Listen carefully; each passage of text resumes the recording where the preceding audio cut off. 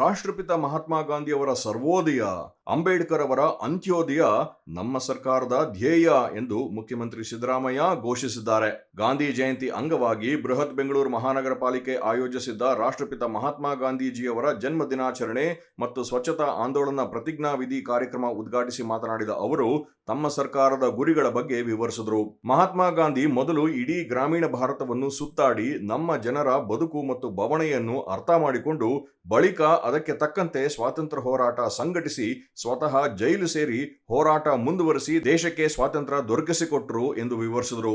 ಬ್ರಿಟಿಷರೇ ಭಾರತ ಬಿಟ್ಟು ತೊಲಗಿ ಎಂದು ಕರೆ ನೀಡಿ 1947ರಲ್ಲಿ ಬ್ರಿಟಿಷರು ಭಾರತದಿಂದ ತೊಲಗುವಂತೆ ಮಾಡಿದರು. ಸ್ವತಂತ್ರ ಭಾರತದಲ್ಲಿ ಡಾಕ್ಟರ್ ಬಾಬಾ ಸಾಹೇಬ್ ಅಂಬೇಡ್ಕರ್ ಅವರು ನೀಡಿದ ಸಂವಿಧಾನದ ಆಶಯಗಳನ್ನು ಈಡೇರಿಸುವ ಸಾಮಾಜಿಕ ಆರ್ಥಿಕ ಕಾರ್ಯಕ್ರಮಗಳನ್ನು ನಾವು ರೂಪಿಸಿ ಜಾರಿ ಮಾಡಿದ್ದೇವೆ.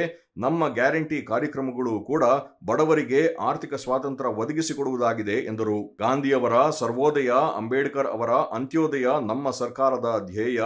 ಗ್ರಾಮಗಳ ಉದ್ಧಾರ ಆಗದೆ ದೇಶ ಉದ್ಧಾರ ಆಗಲು ಸಾಧ್ಯವಿಲ್ಲ ಎಂದು ನಾವು ಗ್ರಾಮಗಳ ಪ್ರಗತಿಗೆ ಕಾರ್ಯಕ್ರಮ ರೂಪಿಸಿದ್ದೇವೆ ಎಂದರು. ಆತ್ಮಸಾಕ್ಷಿಯ ನ್ಯಾಯಾಲಯ ಎಲ್ಲ ನ್ಯಾಯಾಲಯಗಳಿಗಿಂತ ಮಿಗಿಲಾದುದು. ಆದ್ದರಿಂದ ನಾವು ನಮ್ಮ ಆತ್ಮಸಾಕ್ಷಿಗೆ ಅನುಗುಣವಾಗಿ ನಡೆದುಕೊಳ್ಳುವುದೇ ಗಾಂಧಿಯವರಿಗೆ ನಾವು ಸಲ್ಲಿಸುವ ದೊಡ್ಡ ಗೌರವ ಎಂದರು. ಸಮಾರಂಭದಲ್ಲಿ ಉಪಮುಖ್ಯಮಂತ್ರಿ ಡಿಕೆ ಶಿವಕುಮಾರ್, ಸಚಿವರಾದ ಲಕ್ಷ್ಮೀ ಹೆಬ್ಬಾಳ್ಕರ್, ಎಚ್.ಕೆ. ಪಾಟೀಲ್, ಮಾಜಿ ಮುಖ್ಯಮಂತ್ರಿ ವೀರಪ್ಪ ಮೊಯ್ಲಿ, ವಿಧಾನ ಪರಿಷತ್ ಮುಖ್ಯ ಸಚೇತಕರಾದ ಸಲೀಂ ಅಹಮದ್, ಮುಖ್ಯಮಂತ್ರಿಗಳ ರಾಜಕೀಯ ಕಾರ್ಯದರ್ಶಿ ನಜೀರ್ ಅಹಮದ್, ರಾಜ್ಯ ಸರ್ಕಾರದ ಮುಖ್ಯ ಕಾರ್ಯದರ್ಶಿ ಶಾಲಿನಿ ರಜನೀಶ್, ಬಿಬಿಎಂಪಿ ಆಯುಕ್ತರಾದ ತುಷಾರ್ ಗಿರಿನಾಥ್, ಚಲನಚಿತ್ರ ಅಕಾಡೆಮಿ ಅಧ್ಯಕ್ಷರಾದ ಸಾಧು ಕೋಕಿಲಾ ಸೇರಿ ಹಲವು ಗಣ್ಯರು ಉಪಸ್ಥಿತರಿದ್ದರು.